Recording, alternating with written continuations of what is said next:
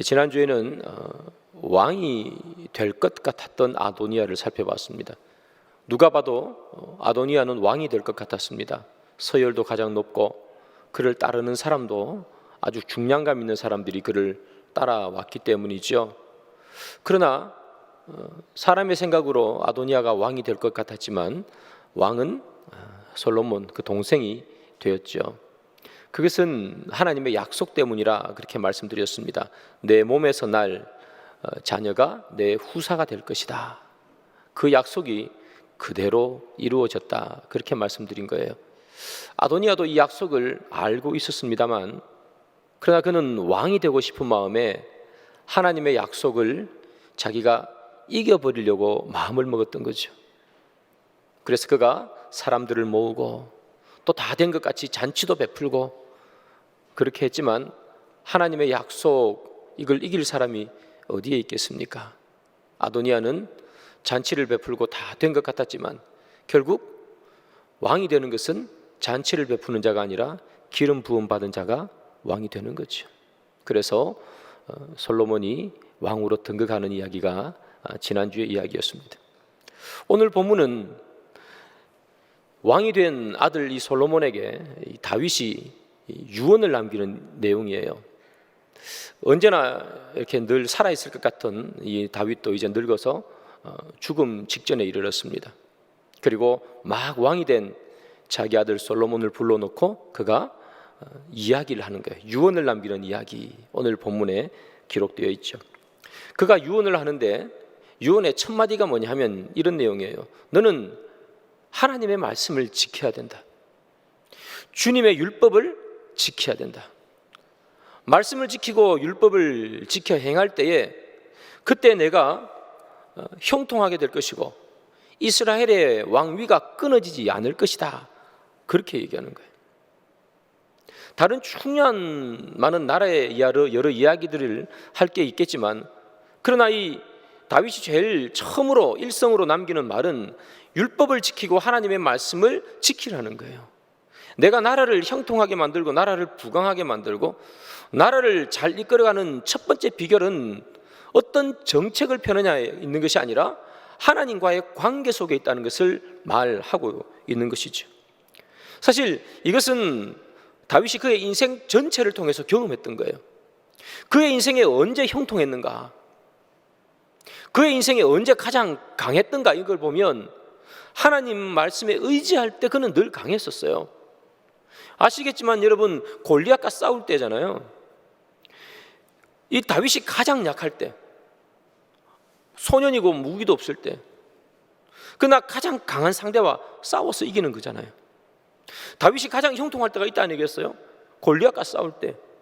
그는 이 골리앗과 싸울 때 그가 가지고 있던 돌멩이 몇 개를 의지한 사람이 아니라 만군의 여호와를 의지하고 골리앗을 향해 직진해서 달려나가잖아요. 뭐 이렇게 피해서 돌아서 이렇게 죽이는 게 아니고 가장 강할 때, 말씀을 의지하고 하나님을 의지할 때. 그러면 다윗의 인생에 가장 힘들 때는 언제였는가? 다윗의 인생에 가장 힘들 때는 딴 때가 아니에요. 아들 죽을 때. 그의 아들이 태어난 지 얼마 안 돼서 죽어요. 이 다윗이 하나님 앞에 정말 밥도 안 먹고, 옆에 보면 성경에 보면 신하들이 이렇게 막 부축해가지고 식사 좀 하십시오 뭐 이렇게 얘기를 해도 아들 죽어가는데 무슨 식사야. 밥 곡기를 끊고 기도하는 장면이 나와요. 엉엉 울면서. 결국 아들 죽어버려요. 그게 가장 힘든 일이죠. 왜 그런 일이 생겼냐? 바세바를 범했기 때문에 생긴 일이에요. 그리고 임신을 해가지고 그렇게 일이 된 거잖아요. 그 하나님의 말씀을 무시해버릴 때 그 인생에 가장 힘든 일이 찾아와요. 다윗은 이스라엘을 잘 다스리는 왕이었잖아요. 그런데 그가 그렇게 아끼던 자기 백성이 자기 때문에 죽어요. 7만 명이나. 왜냐하면 이 다윗이 이스라엘 백성들의 인구를 조사를 합니다. 인구는 몇 명이나 될까? 인구 센서스를 한 거죠. 인구 조사를 한 이유는 다른 게 아니에요. 싸움에 나갈 만한 장정이 몇 명인가, 그거를 파악하는 거예요. 그런데 이스라엘의 싸움은 누가 싸우는 거예요? 이 장정이 싸우는 것이 아니라 하나님이 싸우는 싸움이잖아요. 그래서 하나님께서 너 골라라. 3개 중에 어떤 거 할래? 벌칙 3개 주고. 그 다윗이 고른 게 3일 동안 이 나라에 전염병이 있게 해주십시오. 그 7만 명이 죽어버려요. 그래서 이 다윗이 가장 힘들 때는 언제냐? 하나님의 말씀을 무시하거나 하나님의 말씀을 그냥 거부하고 하나님을 의지하지 않을 때. 이 다윗이 인생 가운데서 그걸 느끼는 거잖아요. 그러니까 이 자기 아들 솔로몬을 불러놓고 하는 말이 뭐냐 하면 하나님의 말씀을 잘 의지하고 그 하나님 말씀을 지키고 율법의 말씀을 지켜야 나라가 형통한다. 그리고 너도 잘 된다는 거예요. 나라가 형통한다는 거예요. 7만 명이나 된 사람, 백성이 안 죽는다는 얘기예요. 그리고 뭡니까? 왕위가 끊어지지 않을 것이다. 내가 아들 죽은 것처럼 아들 안 죽는다는 이야기예요. 그렇게 얘기하는 거죠. 그래서 하나님의 말씀을 언제나 지켜야 된다. 솔로몬에게 부탁하는 거예요. 근데 그의 인생에 참 많은 경험을 통해서 그런 이야기를 하지만 가장 가까이 다가왔던 그런 일이 뭐냐면 솔로몬이 왕이 되는 거죠. 다윗도 까먹고 있었어요. 내 몸에서 날 씨가 후사가 될 것이다 하는 그걸 다윗도 다 까먹고 있었어요. 늙어서 그냥 침대에 누워가지고 죽을 날만 기다리고 있었잖아요. 그런데 나단이 가서 그걸 일깨워 준 거죠. 그걸 바라보면서 다윗이 느낀 게 뭐냐면 그렇구나. 하나님의 말씀, 그 하나님의 말씀이 모든 것을 이끌어 가시는구나. 내 아들 솔로몬이 왕이 된 것을 보니까 이 아도니아가 왕이 될 줄 모든 사람들은 다 생각했는데 야, 내가 알고 보니까 될 줄 몰랐던 이 솔로몬이 왕이 되네 하는 거예요. 그 사건을 통해서 그 늙은 다윗이 또 느낀 건 뭐냐면 하나님의 말씀은 땅에 떨어져서 사라지지 않는다는 거예요. 사라지지 않는 이 하나님의 말씀, 너는 그 말씀을 지키고 그 말씀을 따라 살아야지만 네 인생이 형통케 된다는 거예요. 여러분, 우리의 삶도 마찬가지입니다. 우리의 삶이 어떻게 형통하게 되는가? 우리의 삶이 형통하게 되는 것은 다른 게 아닙니다, 여러분. 하나님의 말씀을 의지할 때 우리는 형통케 되는 거죠. 그건 사실 오늘 본문만 이야기하는 것이 아닙니다. 성경이 계속해서 이야기하는 거죠. 성경의 창세기부터 요한계시록까지 계속해서 우리에게 하는 말이 뭐예요? 하나님의 말씀을 따르고 그의 말씀을 의지할 때 우리는 형통케 된다. 그걸 계속해서 이야기하는 거예요. 그러니까 우리는 계속해서 그 말씀을 듣고 계속해서 까먹어버려요. 우리는 때로는 많은 삶 속에서 하나님을 의지할 때 우리의 인생이 축복을 받는다는 것을 우리는 경험을 통해서도 느낀 분들이 많아요. 그런데 때로는 우리가 그 경험도 다 까먹어버리는 거예요. 그래서 계속해서 하는 말이 뭐예요? 하나님의 말씀을 의지하고 그분의 말씀을 들을 때 우리의 인생은 형통케 된다는 거예요. 그래서 사랑하는 여러분, 여러분들의 인생이 형통케 되기를 소망하신다면 다른 게 아니라 하나님의 말씀을 붙들고 살 때 그때 우리는 형통케 되는 복을 얻을 줄 믿습니다. 오늘 다윗이요, 솔로몬을 데려다 놓고 하는 얘기잖아요. 너 있잖아, 내가 율법을 지키면 내 왕위가 끊어지지 않아. 내 나라가 형통케 될 거야. 다시 말하면 이 솔로몬의 밝은 미래, 그 미래를 약속하는 건 뭐예요? 말씀을 지키는 거예요. 자, 다윗은 말씀을 지키면 너에게 밝은 미래가 올 것이야, 이렇게 딱 얘기하는 거예요. 그리고 난 후에 이 다윗이 뭘 얘기하는가 하면 과거의 이야기로 시점을 옮겨버려요. 너 말씀을 지키면 밝은 미래가 있을 거야. 내 왕위는 끊어지지 않을 거고 내 나라는 형통케 될 거야. 미래의 이야기를 다 가는 거예요. 그리고 난 다음에 과거로 가는 거죠. 뭘 얘기하는가 하면 있잖아, 옛날에 요압과 시므이라는 이 두 부하가 있는데 얘들이 나를 너무너무나 힘들게 했어. 걔들을 죽여야 돼. 걔들은 나만 힘들게 하는 것이 아니라 걔들이 살아있으면 너까지 힘들게 할 거야. 걔들을 죽여야 돼. 이렇게 얘기하는 거예요. 여러분, 밝은 미래를 이야기하면서 과거를 처리하라고 얘기하는 거예요. 이 말은 무슨 말인가 하면, 밝은 미래는 과거를 반드시 돌아볼 때 생긴다는 겁니다. 과거를 정리하지 않으면 미래가 없다는 것을 말하는 거예요. 과거가 때로는 미래의 발목을 잡아버리기 때문이에요. 여러분, 우리가 이런 사실들을 뉴스나 이런 것들을 통해서 많이 보죠. 고위공직자가 청문회 할 때 보잖아요. 논문을 표절했다, 뭐 세금을 떼먹었다, 아파트 살 때 뭐 불법을 저질렀다. 여러분, 그 사람들이 장관이 되고 고위공직자가 될 줄 알았다면 그런 일을 했겠습니까? 그런 일을 안 하는 거잖아요.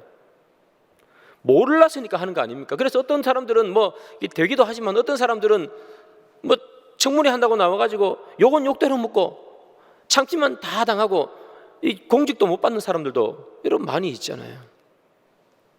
과거를 정리하지 않으면 미래는 없는 거예요. 그 과거가 옛날에 흘러간 과거이기 때문에 그냥 지나갔지라고 생각할 수 있습니다만 절대로 그렇지 않는 거예요. 그래서 다윗이 이 솔로몬에게 얘기하는 게 바로 이거죠. 네 밝은 미래를 지켜나가려면 과거에 있었던 사람들, 과거에 있었던 것을 정리해야 돼.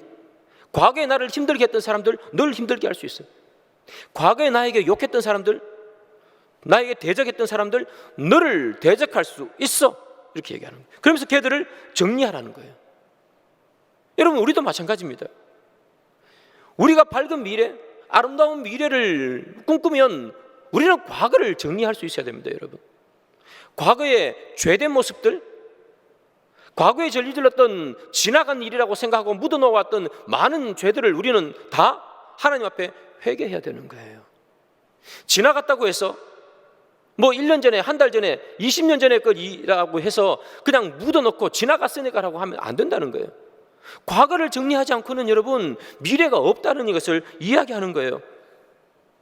과거에 죄된 습관들, 과거에 내가 누군가에 상처 주고, 때로는 과거에 내가 무슨 말로 남을 힘들게 했던 것들, 여러분들 그런 것들이 있으면 반드시 회개해야 됩니다.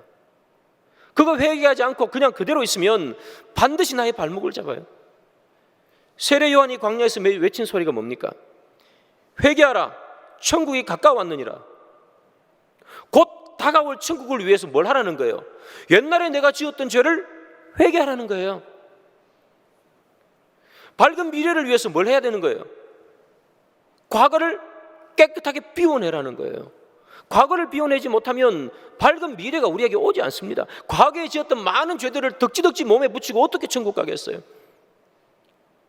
예수 믿지 않을 때 쌓아놓았던 수많은 죄된 본성과 죄된 습관을 그대로 다 가지고 있으면서 찬송가 한 장 부른다고 우리가 천국 가겠습니까? 과거의 죄를, 과거의 습관을 우리가 없애지 않고는 하나님의 자녀라고 부를 수가 없는 거예요. 예수님의 제자들 보십시오, 여러분. 하나님 앞에 그의 인생이 바뀌어져 가지고 걸어가던 길을 되돌려 돌아가지 않는 사람이 어디에 있습니까? 엠마오로 가던 제자들도 보십시오. 엠마오로 가다가 다시 예루살렘으로 돌아가지 않습니까? 과거의 것을 청산하지 않으면 미래가 없어요. 여러분들이 가지고 있는 과거에 많은 죄들이 있을 겁니다. 또한 여전히 가지고 있는 죄된 습관이 있다면 그것을 반드시 버려야 됩니다. 그것을 버리지 않고 어떻게 다가올 천국, 다가올 미래를 우리가 들어갈 수가 있겠어요? 그래서 오늘 이 솔로몬이 얘기하는 거죠. 다윗이 얘기하는 거죠. 내 아들아, 과거를 청산해야 된다. 과거를 청산해야 된다. 그렇지 않으면 내 미래에 밝은 미래가 없어. 이렇게. 그러면서 이 다윗이 과거를 청산하는 방법을 이야기해 줘요. 뭘 어떻게 가르쳐 주느냐? 있잖아, 내가 2명을 죽여야 돼, 이렇게 얘기합니다. 그 2명이 누구냐? 한 명은 요압이에요. 또 한 명은 또 한 명은 시므이입니다. 이 2명 죽여, 이렇게 표현합니다. 그러면 왜 이 2명을 죽이라고 얘기하느냐? 우리가 한 명씩 한 명씩 살펴보겠습니다. 첫 번째로 요압을 죽이라고 하는 이유가 있습니다. 오늘 성경에 보면 다윗이 솔로몬에게 너 요압 죽여야 돼 이렇게 얘기해요. 이유는 뭐냐면 그가 아브넬과 아마사라는 두 장군을 요압이 죽였기 때문이래요. 그 두 장군을 죽였기 때문에 너는 요압을 죽여야 돼 이렇게 하는 거예요. 그런데 그 두 장군이 도대체 어떤 사람이기에 그 둘을 죽였다고 해서 요압을 죽이는가? 여러분, 이 요압이라는 사람은요, 성경을 읽어보면 어떤 캐릭터인가 하면 상당히 무식한 캐릭터입니다. 일단 생각하기 전에 칼부터 꺼내는 그런 캐릭터가 바로 이 요압이라는 사람이에요. 일단 죽이고 보는 거예요. 기분 나쁘면 뒷일은 나중에 수습하는 그런 스타일이죠. 그런데 이 요압이 대단한 장군이었습니다. 그래서 이 다윗이 정복 전쟁을 하고 할 때 가장 앞서서 전투했던 사람이 요압이에요. 용맹한 장군이었어요. 그래서 사실 어떻게 보면 다윗에게 정말 많은 힘이 되어줬던 사람이 요압이라는 사람입니다. 때로는 이 요압이라는 사람이 다윗을 힘들게도 했습니다. 제가 얼마 전에 설교했죠. 스루야의 아들, 그 중에 한 명이 요압이잖아요. 때로는 다윗을 힘들게도 했습니다만, 그러나 때로는 이 다윗의 편에 서서 힘든 일, 굳은 일, 다윗이 손에 묻히기 힘든 그런 일들 자기가 다 나가서 다 해결해 줬던 사람들이 요압이에요. 어떻게 보면 잘못이 있을지라도 죽여버릴 만큼 잘못을 한 사람은 아닐 수 있어요. 그런데 왜 요압을 죽이라고 하느냐? 요압이 두 사람을 죽였기 때문이에요. 아브넬과 아마사. 그러면 이 아브넬은 어떤 사람인가? 요압은 이 아브넬을 왜 죽였는가? 여러분, 이 아브넬이라는 사람은요, 다른 게 아닙니다. 이 사람은 누구냐면 사울이 죽고 난 다음에 사울의 아들이죠, 이스보셋이라는 사람이 있습니다. 사울이 죽고 난 다음에 다윗이 왕이 되었는데, 아니 사울이 죽고 난 다음에 이 이스라엘의 왕은 다윗, 당연히 사울의 아들이 왕이 돼야지 어떻게 다윗이 왕이 되냐 하는 사람들이 있었습니다. 그 사람들이 사울의 아들 이스보셋을 왕으로 삼았어요. 그래서 한편에서는 다윗이 왕이라고 얘기하고 또 한편에서는 이스보셋이 왕이라고 얘기하고 있었어요. 그런데 이 이스보셋의 군대 장관이 누구냐? 아브넬이라는 사람이었어요. 그리고 이 아브넬은 이 이스보셋을 따르는 사람들을 묶고 있는 핵심적인 사람이었어요. 실질적인 권한은 이스보셋에 있는 것이 아니라 아브넬이라는 사람에게 있었어요. 그런데 이 아브넬이 어떤 일이 있느냐?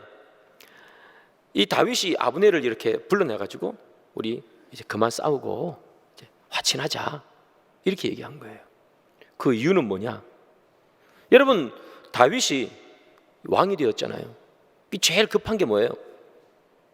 나라를 하나로 묶는 거잖아요. 어떤 사람은 나는 사울 편이야, 어떤 사람은 나는 다윗 편이야. 나라가 쫙 나눠져 있잖아요. 우리가 얼마 전에도 대통령 선거했지만 지금 제일 중요한 게 뭐라고 물어보면 다 그런 거죠. 갈라져 있던 민심이 하나로 통합되는 거, 이거 이렇게 얘기하잖아요. 통합되는 거. 다윗도 마찬가지예요. 그가 왕이 되고 난 다음에 제일 중요한 건 뭐냐 하면 나라가 하나가 되는 거예요. 나는 다윗파, 나는 사울파 나눠지는 게 아니라 하나로 묶는 게 제일 중요해요. 그래서 사울을 그리고 그의 아들인 이스보셋을 따르던 그 사람들의 마음을 다윗은 얻을 필요가 있었어요. 그 중에 가장 핵심적인 사람이 아브넬이라는 사람이에요. 그래서 다윗이 아브넬을 불러가지고 우리 사이좋게 지내자, 같은 편이 되자 그랬던 거예요. 그 사울의 사람들의 마음을 얻기 위해서. 그런데 요압이 이 아브넬을 죽여버려요. 자기 동생을 죽였다는 이유로 죽여버려요. 그러니까 외부에서 바라볼 때 아브넬을 꼭 다윗이 자기 이 땅으로 불러서 죽인 것처럼 그렇게 돼버렸어요. 그래서 다윗이 원하는 이 통일이라는, 화합이라는 것이 깨져버린 거예요. 요압이 아브넬을 죽임으로 말미암아. 또 요압은 누구를 죽이느냐? 아마사라는 사람을 죽입니다. 이 아마사가 누구냐 하면 이 사람은 또한 장군이에요. 압살롬이 반역을 일으키죠. 압살롬이 반역을 일으킬 때 그의 군대 장관이 아마사예요. 그래서 다윗이 압살롬의 난을 평정하고 난 다음에 많은 사람들이 또 압살롬 편에 가 있었거든요. 그러니까 죽일 사람은 또 죽여야 되겠지만, 그러나 압살롬 편에 있었던 사람들의 마음도 또 얻어야지만이 다시 새롭게 왕궁에 들어가서 나라를 꾸려나가는데, 이 아마사라는 사람을 누가 죽이느냐? 요압이 또 죽여버려요. 아마사랑 이 잘못한 것을 이렇게 용서도 하고 해서 그 무리의 마음을 얻어야 돼요. 그래서 나라를 통치하는데 요압이 또 개인적인 감정 때문에 아마사를 죽여버리는 거예요. 자, 그래서 무슨 일이 일어났는가? 다윗이 원하는 통일, 통합, 화합이라는 것이 깨져버리는 거예요.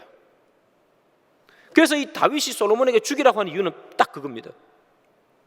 요압이 자기에게 잘하기도 했고 대단한 사람이기도 했지만, 그러나 요압을 죽이라고 하는 이유는 통일, 통합, 화합을 깨버린다는 거예요. 솔로몬, 네가 왕이 되어서 이 요압을 제압하지 못하면 그는 계속해서 그럴 수가 있다는 거예요. 나라의 화합을 없애는 자 죽여버려라. 여러분, 다윗이 또 한 명을 죽이라고 그러죠. 그건 시므이라는 사람입니다. 이 시므이라는 사람은 어떤 사람인가? 다윗이 압살롬에 의해서 쫓겨나가서 광야 생활하고 피난 갈 때였습니다. 막 피난을 가는데 어디선가 막 누가 다윗을 조롱해요. 이 늙은이야, 뭐 이렇게 죽어라. 알고 보니까 시므이래요. 시므이. 뭐 돌도 막 던지고 그래요, 여러분. 그러니까 이 시므이는 다윗이 진짜 힘들고 어려울 때 힘이 되어준 사람도 아니고, 그냥 뭐 옆에서 가만히 있었던 사람도 아니고, 그를 조롱하고 그를 핍박하고 돌 던진 사람이 시므이라는 사람이에요. 근데 이 시므이가요, 다윗을 조롱하고 막 이렇게 할 때 한 말이 있어요. 그 무슨 이런 말을 해요. 사울의 족속의 모든 피를 여호와께서 내게 돌리셨다, 이렇게 표현해요. 사울 족속의 모든 피를 여호와께서 내게 돌리셨다. 다시 말하면 사울의 피, 사울이 죽은 것이 그 책임을 하나님께서 지금 너에게 돌려가지고 너가 지금 이렇게 피난을 가는 거다. 네가 사울을 죽여가지고 핍박을 해가지고 네가 사울 대신에 왕위에 앉아가지고 내가 지금 이렇게 고난을 당하는 거야. 죽어버려라, 이렇게 얘기한단 말이죠.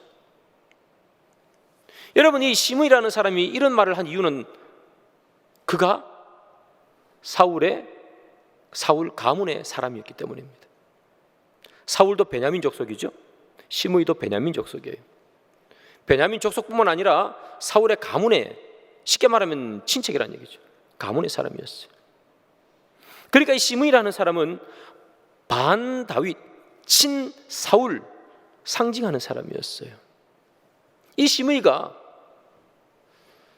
이 다윗이 이렇게 쫓겨나갈 때 막 욕을 한 거죠. 그런데 여러분, 다윗이 압살롬의 난을 딱 제압하고 난 다음에 딱 돌아오니까 이 시므이가 뭐라고 하는가 하면 다윗에게 가지고 살려주세요 그래요. 그런데 이 다윗이 어떻게 하느냐? 그냥 죽여버리고 싶겠죠? 그런데 이 사람을 죽여버리면, 그가 베냐민 지파 사람이라 그랬잖아요. 아직까지는 베냐민 지파에서는 우리 사울 왕 그쪽 편이 있는 거예요. 그러니까 그쪽 편의 사람들의 마음을 얻기 위해서 다윗은 시므이를 죽이지 않습니다. 살려둡니다. 통합하고 화합하고 이 베냐민 지파 사람들의 마음을 얻기 위해서 시므이를 살려줘요. 그런데 다윗이 죽을 때가 되자 다윗은 솔로몬에게 이야기하는 거죠. 저 시므이를 죽여야 된다. 시므이가 계속해서 있으면 어떤 일을 벌일지 모른다. 그렇게 이야기하는 거예요. 자, 여러분, 다윗은요, 나라의 통일, 나라의 화합을 방해하는 시므이와 요압을 죽이라고 얘기하는 거예요. 이것이 유언입니다. 나라를 통치하는데 가장 위험한 게 뭘까요? 갈라지는 거예요. 우리가 이런 말 하잖아요. 뭉치면 살고 흩어지면 죽는다. 백성들이 마음이 갈기갈기 찢어지면 나라가 아무것도 할 수 없는 거예요. 여러분, 요즘 그 뉴스 보시잖아요. 러시아하고 우크라이나하고 전쟁하는 거. 뭐 저도 우크라이나라는 나라를 잘 모르지만 군사력이 상대도 안 되는데 지금 버티는 건 그 나라 민족 사람들이 똘똘 뭉쳤기 때문이라고 그렇게 얘기하잖아요. 백성이 뭉치면 나라는 강해지는 거예요. 백성이 쪼개지면 나라는 여지없이 무너지는 거예요. 아무리 총칼이 많고 대포가 있고 미사일이 있어도. 지금 다윗은 죽으면서 딱 하나 생각하는 거예요. 내 아들 이 솔로몬이 나라를 잘 다스려야 되는데, 잘 다스리는 데게 1번은 뭐다? 백성이 솔로몬을 중심으로 뭉치는 것이다. 그것을 제어하는 모든 것들, 그것을 힘들게 하는 모든 것들은 다 제거하라. 통합을, 화합을 해치는 것은 다 제거하라는 거예요. 여러분, 교회도 마찬가지예요. 교회가 가장 위험할 때가 언제일까요? 교회가 가장 위험할 때는 성도들이 서로 나눠져 있을 때입니다. 교회가 가장 좋을 때는 언제일까요? 성도들이 전부 다 하나가 되어 있을 때예요. 나눠질 때만큼 교회가 어려울 때가 없어요. 그냥 개인적으로 그냥 기분 나빠서 화 한 번 낸 그런 걸 이야기하는 게 아니에요. 쫙 나눠졌을 때만큼 교회가 어려울 때가 없는 겁니다. 그러나 여러분, 성경을 바라보십시오. 교회가 가장 이상적인 모습을 보였을 때 성경은 어떻게 표현하느냐? 한 몸이라고 표현해요. 우리가 에베소서를 보지만 에베소서에서 교회를 뭐라고 그래요? 뭐라고 그럽니까? 한 몸이라고 그래요. 머리를 그리스도로 한 몸, 그 교회를 만들어가라. 이게 에베소서의 주제잖아요. 교회가 되라. 이 머리가 예수 그리스도고 우리는 다 그의 뭐라고요? 지체라 그러잖아요. 지체. 모든 지체가 하나가 되어서 각자의 기능을 해서 완벽한 하나의 한 몸을 이루는 것, 이게 가장 이상적인 교회예요. 가장 좋은 교회란 말이에요. 그래서 고린도전서에 보면 이런 말이 있죠. 내가 아무리 뛰어난 은사를 가지고 있어도 교회에 유익이 되지 않거든 사람들 앞에서 쓰지 마라 그러잖아요. 왜냐? 그것이 한 몸인 것을 해치기 때문에. 그래서 여러분, 가장 좋은 교회는 한 몸인 교회예요. 그만큼 좋은 교회가 없다는 거죠. 서로가 서로를 도와주고, 누군가 아픔이 있으면 누군가 다른 쪽이 또 도와주고, 누가 힘들면 누군가 자기를 희생시켜주고, 그런 한 지체된 교회만큼 더 좋은 교회는 없다. 그러나 여러분, 마귀와 사탄은 계속해서 한 몸이 되는 것을 막고 있는 거죠. 여러분, 오늘 본문을 보면 하나됨을 막는 것이 뭔지 잘 나와요. 사탄은 이 하나됨을 막는 것을 무엇을 가지고 하나됨을 막는지. 여러분, 요압을 보십시오. 요압을 죽여버리자 그러잖아요. 요압은 무엇으로 하나됨을 막습니까? 그가 가지고 있는 힘이에요. 힘, 물리적인 힘, 군대 장관이라는 힘. 그 힘으로 아브넬도 죽이고 아마사도 죽이고 죽이는 거예요. 힘이 하나됨을 막아요. 심의는 무엇을 가지고 하나됨을 막아요? 입이에요. 입, 말. 이 늙은이야 죽어라 저주를 퍼붓잖아요. 그런 입으로 하나됨을 막아요. 사울의 족속, 사울의 피를 내가 다 그대로 받아갈 것이다. 입으로 그런 하나됨을 막아버리는 거예요. 사탄은 하나됨을 막는 것을 뭘 사용하는가? 사람들이 가지고 있는 힘, 그리고 입술의 말로 하나됨을 다 파괴하는 거예요. 여러분, 사탄이란 이 사탄의 뜻이 여러 가지가 있는데 그 중에 하나가 뭐냐면 분리시키다라는 의미가 있어요. 사탄은 분리시키는 영입니다. 가까이 같이 못하게 해요. 그래서 사탄은 하나님과 우리를 분리시키잖아요. 이것을 먹는 날에는 하나님처럼 될 것이야. 힘이죠. 힘을 가질 것이다. 하나님처럼 되는 힘을 가질 것이다. 그리고 사탄이 또 뭐라고? 이 선악과를 먹고 난 다음에 하나님께서 물어보죠. 이거 누가 먹으라 그랬냐? 그 아담이 뭐라 그래요? 저 여자가 나에게 줘서 내가 먹었습니다. 그렇게 얘기하는 거 아니에요. 하나됨을 막아버려요. 원래 부부가 하나인데 저 여자가 그렇게 하잖아요. 입술로. 사탄은 힘과 입술로 하나됨을 다 막아버리는 거예요. 그래서 다윗이 뭐라고 말하는 거예요? 내 힘과 내가 입술로 이 통치한 것이 아니라는 거예요. 그래서 처음에 얘기하는 거잖아요. 너는 하나님의 말씀을 지키고 너는 그 율법을 지켜야 된다. 말씀과 율법을 지킬 때 이 나라를 다스릴 수 있는 거야. 네가 힘이 있다고 해서 나라를 다스리는 게 아니야. 네가 왕이라고 해서 말한다고 다 나라를 다스릴 수 있는 것이 아니야. 네가 힘과 네가 하는 말로 나라를 다스린다고 생각하면 패가망신이라는 거예요. 여호와 하나님의 말씀, 하나님의 계명, 그것을 따를 때 나라를 잘 다스릴 수 있다, 그렇게 얘기하는 거예요. 사랑하는 여러분, 교회도 똑같습니다. 우리 교회가 옛날에 어려울 때 그걸 다 경험했지 않겠습니까, 여러분? 힘, 여러분 힘들 때 다 자기 편 이렇게 만들려고 다 노력하잖아요. 이리 와, 우리가 더 세. 입술, 다 상대편 욕하잖아요. 저 사람은 이렇고 이 사람은 이렇고. 누가 더 센가? 누가 더 사람이 많은가? 서로 욕하고. 여러분, 다 잘하려고 하는 거겠지만, 그러나 결국 그것이 우리에게 다가오는 건 뭡니까? 교회를 힘들게 만들어버리는 거예요. 지금 다윗이 하는 말이 뭐예요? 사탄은 분열시키는 영이라는 거예요. 그래서 어쨌든 분열 안 되게 해야 되는데, 분열 안 되려면 너는 말과 너는 힘을 제어할 수 있어야 된다는 거예요. 그래서 옛날에 말과 힘으로 하나됨을 허트렸던 요압과 시므이 같은 사람을 없애버려라 하는 거예요, 여러분. 그래야 너의 통치에 밝은 미래가 있다. 우리 교회의 밝은 미래는 어디에서 시작되는가? 딴 게 아니겠죠, 여러분. 말과 힘으로 우리가 나누었던 모든 것들을 청산하면서 시작하는 거예요. 과거에 있었던 거 다 이렇게 묻어놓고 없었던 걸로 하자, 모른 체 하자 하고 그렇게 시작되는 거 아닙니다, 여러분. 지금 요압과 시므이는 죽여버리잖아요. 아예 없애버려요, 여러분. 과거의 것을 완전히 청산하는 거예요. 청산하지 않으면 새로 시작 못합니다.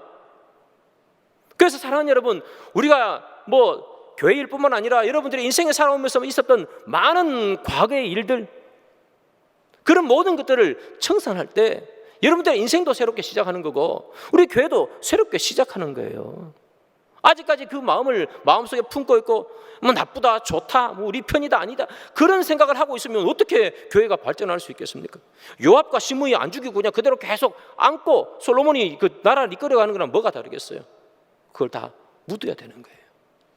다 없애고 하나님 앞에 다 회개하고, 그리고 빈 마음, 정결한 마음, 그 마음 가지고 하나님 앞에 갈 때 우리 교회도 부흥하고, 또 여러분들의 인생의 많은 것들을 다 청산할 때, 죄의 모습을 다 없앨 때, 그때 여러분들의 인생도 다시 하나님 앞에 설 수 있는 것이겠죠. 교회뿐만 아니라 가정도 마찬가지예요. 가정을 입과 또는 힘으로 통치하려고 하면 어떻게 요즘 가정을 그렇게 되겠습니까? 여러분들의 가정은 입과, 내가 아버지니까 어머니니까 힘과 입으로 통치하는 게 아니에요. 말씀과 은혜로 가정을 이끌어 나가는 거지. 오늘 다윗이 솔로몬에게 2명을 죽이라고 하는 건 바로 이겁니다. 하나 되지 못하게 만드는 것은 없애라는 거예요. 우리도 마찬가지입니다. 우리 인생에 여러분들 교회도, 여러분들 가정도, 여러분들은 직장이나 여러분들 있는 모든 곳에 하나됨을 막는 것은 없애야 되는 거예요. 내 속에서 때로는 내가 가지고 있는 힘이 이렇게 올라오기도 하고, 때로는 내 입에서 뭔가 나오기도 하면 그것을 다 하나님 앞에 회개하고 그 없앨 때, 그때 새롭게 시작되는 거겠죠. 오늘 열왕기상 2장에서 우리가 또 살펴봐야 되는 게 또 하나 더 있어요. 사실 열왕기상 2장에 살펴볼 게 많지만 아도니아라는 사람이죠. 다윗이 죽었습니다. 그러자 얼마 전까지만 해도 이 솔로몬하고 왕권을 막 다투던 이 아도니아가 갑자기 나타나요. 갑자기 나타나더니만 이 밧세바죠, 그에게 다가가서 요청을 하는 게 하나 나오죠. 뭘 요청하는가 하면, 이복 어머니니까, 어머니, 예전에 아버지 다윗이 죽기 바로 직전에 이 다윗의 이 차가운 몸을 따뜻하게 해주기 위해서 후궁으로 데리고 온 여인이 한 명 있습니다. 아비삭이라고. 이 아비삭을 저에게 주십시오, 그렇게 얘기한 거예요. 이 아도니아가 아비삭을 달랍니다. 자, 그런데 이 아비삭을 달라고 하기 전에 그가 아비삭을 달라고 한 이유, 그게 나오죠. 열왕기상 2장 15절인데요. 제가 읽어보겠습니다. 그가 이르되 당신도 아시는 바이거니와 이 왕위는 내 것이었고 온 이스라엘은 다 얼굴을 내게로 향하여 왕으로 삼으려 하였는데 그 왕권이 돌아가 내 아우의 것이 되었음은 여호와께로 말미암음이니이다. 이렇게 표현해요. 쉽게 말하면 이런 말이죠. 아도니야, 지금 솔로몬이 왕인데 그 저 자리 원래 제 자리였습니다. 제가 왕이 될 거였는데 동생이 지금 왕 자리에 있네요 하는 거예요. 그러니까 원래 내가 저기 왕이 되었으면 아비삭이라는 여인은 내 소유가 되는 건데 지금 동생이 저렇게 있으니까 원래 내가 저 자리에 갔으면 내 소유가 됐을 그 아비삭을 나에게 주십시오 하는 거예요. 여러분이 아도니아가 이렇게 해서 왕이 못된 것 같아요. 멍청이 중에 상멍청이가 따로 없습니다. 여러분, 왜냐하면요, 원래 제가 저번에도 한번 설명드렸지만 전쟁을 해서 이긴 나라의 왕은 집나라 왕의 부인을 취합니다. 사람들이 보는 앞에서. 왜냐하면 이제 이 나라는 내 나라라는 거예요. 그런 상징적인 의미로 그런 일을 해요. 그런데 지금 이 아도니아가 아비삭을 달라는 거예요. 그거 무슨 말입니까? 내가 아버지의 후궁을 취할 수 있는 그런 사람이다. 내가 이긴 사람이다. 잘못 생각하면 반역이에요. 내가 아직까지 왕권에 욕심이 있다는 것을 나타내는 그런 말일 수 있어요. 학자들 따라 의견이 달라요. 아도니아가 이 아비삭을 달라고 한 이유가 그가 아직까지 왕권을 노리고 있기 때문에 그런 이야기를 했다 하는 사람도 있고, 아니다, 그가 멍청이 중에 상멍청이라서 그렇게 얘기한다, 그렇게 얘기하는 사람도 있어요. 저는 이 아도니아가 상멍청이 같아요. 진짜 그가 왕위를 노렸다면 그걸 얘기를 했겠습니까?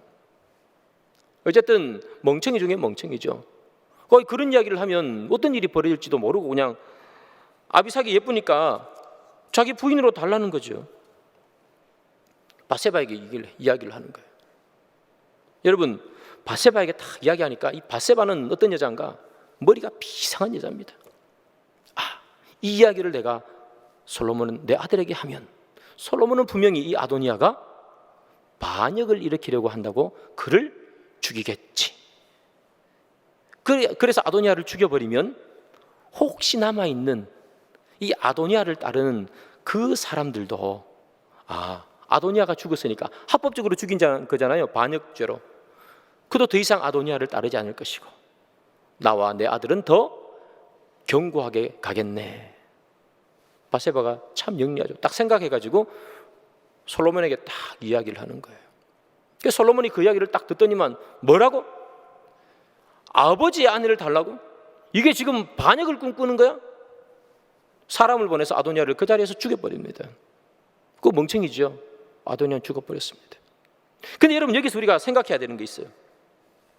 아도니아가 왜 아비삭을 달라고 했느냐? 내가 왕이었으면 아비삭이 내 거였는데 하는 거예요. 내 것이라는 생각을 했단 말이에요. 저거 원래 내 거였는데, 아비삭 내 거였는데. 여러분, 내 것이라고 생각하는 순간 죽어요. 우리 인생에 내 것은 하나도 없습니다, 여러분. 내 것이 어디에 있습니까? 우리는 내 것이라고 하는 순간 우리는 바로 죽는 인생입니다. 하나님께서 우리에게 말씀하시는 게 뭐죠? 내 건 하나도 없다는 거예요. 여러분, 역대상 29장 11, 12절을 한번 보겠습니다. 여호와여, 위대하심과 권능과 영광과 승리와 위엄이 다 주께 속하였사오니 천지에 있는 것이 다 주의 것이로소이다. 여호와여, 주권도 주께 속하였사오니 주는 높으사 만물의 머리이심이니이다. 부와 귀가 주께로 말미암고 또 주는 만물의 주제가 되사 손에 권세와 능력이 있사오니 모든 사람을 크게 하심과 강하게 하심이 주의 손에 있나이다. 모든 것이 다 주께로 말미암습니다. 다 주의 것이로소이다. 다윗의 고백이거든요. 이게 다 주의 것이래요. 그런데 내 것 하니까 뭐예요? 욕심이 생기는 거예요. 내 것 하니까 아까운 거예요. 지금 내 것이었는데. 그러니까 죽는다고요. 우리도 마찬가지입니다, 여러분. 내 것 하는 순간 죽는 인생이에요, 우리는. 이거 내 건데, 아이고 아까웠어. 내 헌금 내 건데 아까워서 어떻게 주나? 내가 갖고 있는 이 돈 아까워가지고 어떻게 주나? 내 건데 내가 얼마나 피땀 흘려서 일을 해서 번 돈인데 이 교회 어떻게 헌금으로 내나? 내 아들 내 건데, 내 자식인데 내 것이라고 생각하는 순간 우리는 아무것도 하지 못합니다. 내 것이라고 생각하는 순간 하나님께 할 수 있는 것은 아무것도 없습니다. 시간, 하루에 24시간 얼마나 소중한 시간인데 내가 이 시간 쪼개서 내가 얼마나 많은 일을 해야 되는데 이걸 시간을 내 것으로 생각하면 하나님 앞에 봉사도 할 수 없습니다. 내 몸, 이것을 내 것이라고 생각하면 하나님 앞에 헌신도 할 수 없는 겁니다. 내 것이라고 생각하면 할 수 있는 것이 하나도 없습니다. 그래서 하는 말이 뭡니까? 내 것이라고 생각하는 순간 우리는 다 죽습니다. 내 것이 아니라고 생각할 때 그때 하나님께서 우리에게 은혜를 주시는 겁니다. 내 몸도 내 것이 아니다. 내 시간도 내 것이 아니다. 내 물질도 내 것이 아니다. 하나님께서 달라 하면 드려야 하는 만물이 주에게로부터 온 것이다. 이 생각이 있으면 우리는 어떤 것도 아깝지 않고 내 것이라고 생각하지 않게 된다는 거예요. 그 생각이 없으니까 아깝고 그 생각이 없으니까 놓지 못하는 거죠. 그래서 아도니아는 죽는 인생이 된다는 거죠. 사랑하는 여러분, 오늘 본문을 통해서 하나님께서 우리에게 주시는 말씀이 있습니다. 그것은 무슨 말씀이냐? 내가 가지고 있는 힘과 내가 가지고 있는 입술, 그 모든 것은 내 것이 아니라는 거예요. 하나님 거라는 겁니다. 내가 가지고 있는 힘, 내 것이라고 생각하니까 네 마음대로 쓰지 않느냐? 입, 내 것이라고 생각하니 마음대로 말하지 않느냐? 그러나 보거라, 마음대로 말하다가 시므이는 죽게 되고 요압도 죽게 되지 않느냐? 요압이 얼마나 많은 일을 했냐, 다윗 옆에서. 그러나 그의 힘을 자기 것이라고 생각하고 쓰니 이런 일대로 하고 그냥 죽는 것 아니냐? 내가 가진 것은 하나도 없느니라. 내 입술도 내 힘도 내 능력도 다 하나님 것이니라. 그래서 너희들은 따라야 하는 법칙이 하나 있는데 그것은 무엇인가? 내 하나님의 말씀, 내 하나님의 율법, 내 하나님의 그 주님께 주신 우리에게 은혜의 길을 따라서 걸어갈 때 너희들의 밝은 미래가 보장되느니라. 그러나 너희들이 그것을 따르지 않고 내 힘과 내 입술을 네 것이라고 생각하고 걸어가면 내 앞에는 밝은 미래가 아니라 모든 것이 다 사라질 수밖에 없느니라. 그것을 우리에게 말씀하는 거죠. 사랑하는 여러분, 오늘 본문을 통해서 무엇을 여러분 생각나십니까? 여러분의 인생에 여러분 것이 무엇이 있겠습니까? 내 것이 무엇이 있겠습니까? 여러분들은 이 땅에서 통합하며 사는 사람입니까? 아니면 나누면서 살아가는 사람입니까? 여러분들은 하나님의 말씀을 따라 그 율법을 따라 지켜 살아가는 사람들입니까? 아니면 과거의 나의 죄악된 습성을 그대로 안고 살아가면서 과거를 버리지 못하고 그렇게 밝은 미래를 기대만 하고 살아가는 사람들입니까? 오늘 우리를 요압을 보면서 시므이를 보면서 그리고 다윗의 유언을 보면서 내가 앞으로 어떻게 살아가야 할지, 내 밝은 미래는 어떻게 이루어지는지를 여러분 고민하시고 그 미래를 위해서 주님을 향해 주님의 말씀을 따라 살아가기를 소망하는 그런 저와 여러분들이 되기를 주님의 이름으로 축복합니다.